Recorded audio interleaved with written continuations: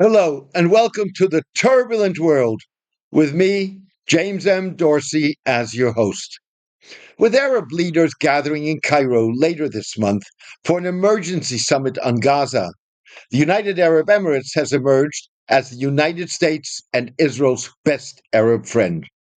Almost alone among Arab states, the UAE is called for engaging with US President Donald Trump on his Gaza resettlement plan that calls for moving out the majority of the Strip's 2.3 million Palestinian residents and turning it into a high end beachfront real estate development.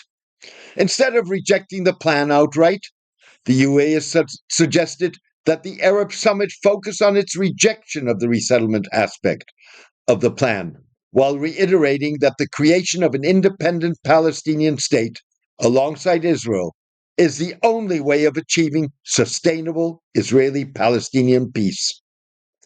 Yusuf Al Otaiba, the UAE's ambassador in Washington, described Mr. Trump's plan as difficult and challenging.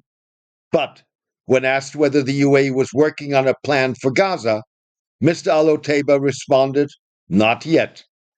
I don't see an alternative to what's being proposed. I really don't. And so, if someone has one, we're happy to discuss it. We're happy to explore it. But it hasn't surfaced yet." Seemingly, the UAE's approach is getting legs. At the United Nations, Kuwaiti Ambassador Tariq al Banai engaged with Mr. Trump's vision of a Gazan Riviera instead of confronting it outright. We, the Arab countries, want to see a Riviera, a Palestinian Gazan Riviera in the independent and internationally recognized state of Palestine, Mr. Al Banai said. In essence, the UAE and increasingly other Arab countries appear to be taking a leaf out of Mexican President Claudia Sheinbaum's handling of Mr. Trump. Mrs. Sheinbaum set an example of how to curb Mr. Trump's worst instincts when she earlier this month, using a combination of toughness and a willingness to play ball, persuaded the president not to impose tariffs, at least temporarily. In doing so, the UAE, despite Mr. Al Otaiba's denial, appears to be responding to U.S. Secretary of State Marco Rubio's assertion that Mr. Trump's plan was not cast in stone. On the eve of his first visit to the Middle East, which includes stops in Israel, the UAE, and Saudi Arabia, Mr. Rubio urged Arab states to devise a plan of their own. Right now, the only plan, they don't like it, but the only plan is the Trump plan. So if they've got a better plan, now's the time to present it. Hopefully, they're going to have a really good plan to present to the president, Mr. Rubio said. In the Oval Office last week, with Mr. Trump at his side, King Abdullah of Jordan said Egypt would present to the U.S. president a comprehensive vision for the reconstruction of Gaza that guarantees Palestinians the right to stay on their land.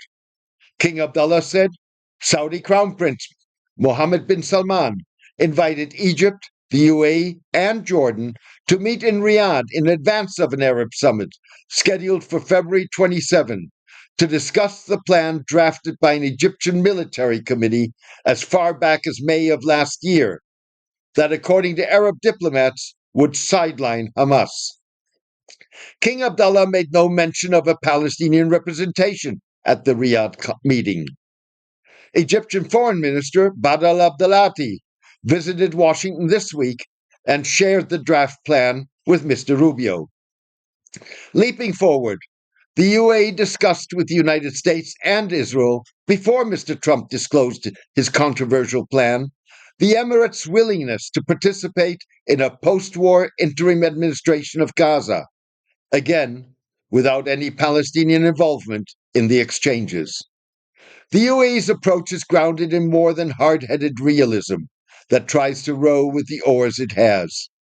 With Hamas in Gaza, it is also rooted in deep-seated opposition to any expression of political Islam, an apparent willingness to shield Israel and maintain a close security relationship with the Jewish state, despite the UAE's criticism of Israeli policies. Emirates Leaks, an anonymous Arizona-registered anti-Emirati website, alleged this month that the UAE had offered to invest billions of dollars in oil refineries if South Africa dropped its genocide case against Israel in the International Court of Justice. The allegation could not be independently confirmed. Similarly, the UAE last year reportedly warned Syrian President Bashar al-Assad, while he was still in power, not to intervene in the Gaza war or allow attacks on Israel from Syrian soil. The UAE's policy is in part competition with Qatar, which seeks to reconcile President Mahmoud Abbas's West Bank-based internationally recognized Palestine Authority with Hamas. The UAE would like to position Mohammed Dahlan, a Gaza-born, Abu Dhabi-based former Palestinian security chief, as a major player in Gaza's future. The policy further seeks to capitalize on Saudi Arabia's more visceral response to Mr. Trump's plan, Israel's war conduct, the president's effort to decrease world oil prices by encouraging U.S. production, and ensure that the UAE is in Mr. Trump's good books.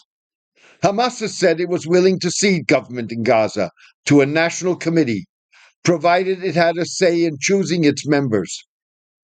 However, Hamas warned that it would not accept the deployment of foreign ground forces in Gaza without its consent. The discussion in Riyadh was likely to center on an Egyptian suggestion to create a post-war administration made up of Gazan technocrats backed by an Arab-trained Palestinian security force. Egypt would convene a donor conference to secure funding for the administration and reconstruction of the Strip. To counter Mr. Trump's resettlement proposal, the Egyptian plan envisioned setting up safe zones in Gaza, furnished with mobile homes and tents to be brought into the Strip while reconstruction is underway.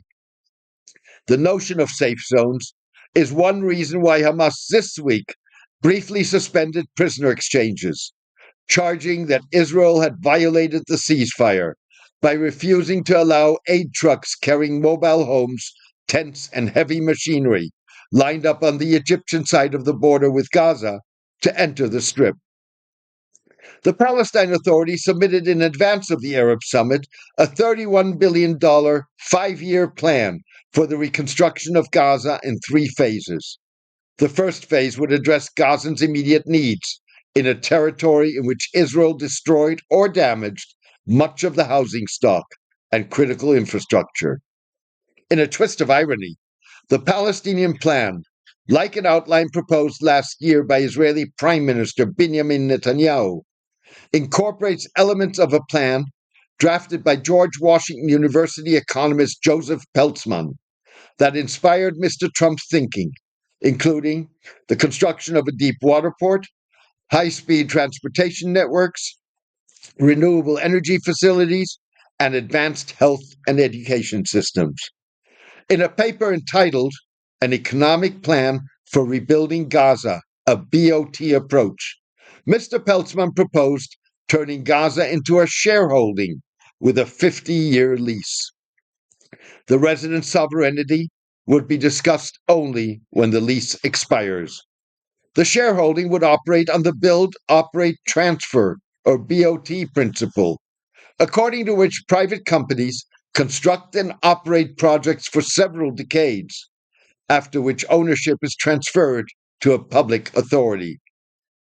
Mr. Peltzman envisioned the development of beachfront hotels, restaurants, and other tourist attractions in a future Gaza economy that would be based on tourism, agriculture, and high tech, because a lot of Gazan Palestinians are smart.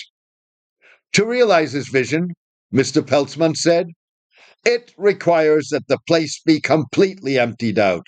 I mean, literally emptied out, dug up from scratch. The joker in this is that Gazans' aspirations are not part of the calculus. Even worse, the results of a just published opinion poll do not bode well for the sustainability of either immediate post-war governance arrangements in Gaza or the prospects of a solution to the Israeli-Palestinian conflict. The survey shows that Hamas has lost much of its popular appeal, but other contenders, including the Palestine Authority, fare even worse. Israel's 15-month-long assault on Gaza, rather than beating Gazans into submission, has weakened support for a two-state solution in favor of more maximalist solutions for the Palestinian-Israeli conflict. Support for two states dropped from 80% before the war to 48%. 47% of those polled favored the demise of Israel, and only 5% opted for a one-state solution in which Jews and Palestinians would have equal rights. Israel may be further from pacifying Gaza than ever. This is not just because Israel has failed to offer anything resembling a political strategy or a plausible plan for a Palestinian future, while further radicalizing Palestinians to seek revenge for relatives killed and homes lost. It is also because Gazans believe that their identity and place in the world are more imperiled than ever, a sentiment not unlike the one that inspired the establishment of the Jewish state and fostered its people's still intense will to fight, said Scott Atran and Angel Gomez, two of the poll's managers. Hamas appeared to cater to public opinion by setting up a stage in Khan Yunis for the latest release of Israeli hostages that featured a picture of assassinated Hamas leader Yahya Sinwar looking at Jerusalem's Temple Mount, or Haram al-Sharif, with the caption in English, Hebrew, and Arabic saying, "No migration except to Jerusalem." Thank you for joining me today. If you appreciate hard-hitting, fact-based analysis, please consider upgrading to a paid Substack subscription to help ensure that independent journalism and analysis survive. Without your support, hard-hitting, fact-based analysis would not be possible. You can contribute by going to jamesmdorsey.substack.com and choosing one of the subscription options. Thank you for your support and loyalty. Take care and best wishes.